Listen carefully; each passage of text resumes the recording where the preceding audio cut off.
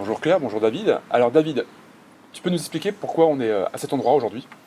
Eh ben, on est à cet endroit parce que c'est un lieu qui nous a paru assez intéressant et particulièrement parlant et inspirant du coup par rapport à la politique que la liste Engagement pour La Roche-sur-Yon veut mener sur le territoire de La Roche. Donc on est là sur un espace municipal en plein cœur de ville qui a été, que des habitants se sont appropriés pour en faire un lieu de valorisation des déchets initialement, des déchets biodégradables à travers une plateforme de compostage collectif. Et du coup, de ça, s'est développé un projet beaucoup plus large avec la valorisation de ce compost pour faire des espaces de culture partagés et pour améliorer la notion de vivre ensemble, hein, puisque ici se croisent tout un tas de personnes qui n'avaient pas forcément vocation à partager d'autres choses en dehors.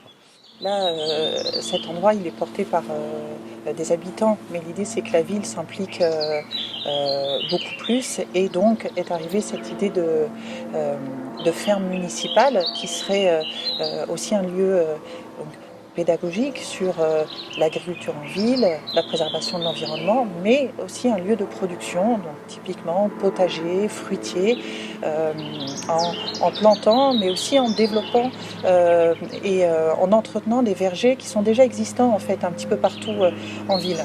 Donc ces espaces végétaux agricoles, donc, ils seraient éventuellement exploités par des collectifs d'habitants, des associations, mais là avec l'appui, voire la contribution active de l'équipe municipale. Notre objectif, c'est à terme d'aller vers l'autonomie alimentaire de notre territoire. Concrètement, comment vous pensez mettre ça en œuvre?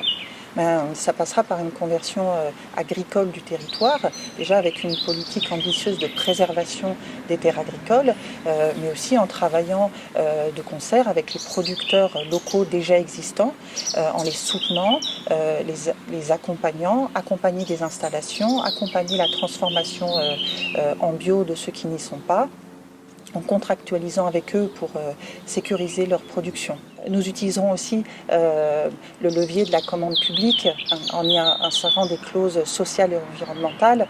Une de nos priorités concrètement, ça sera de fournir le plus rapidement possible une alimentation 100% bio et locale dans les crèches, dans les écoles et dans les EHPAD de la ville.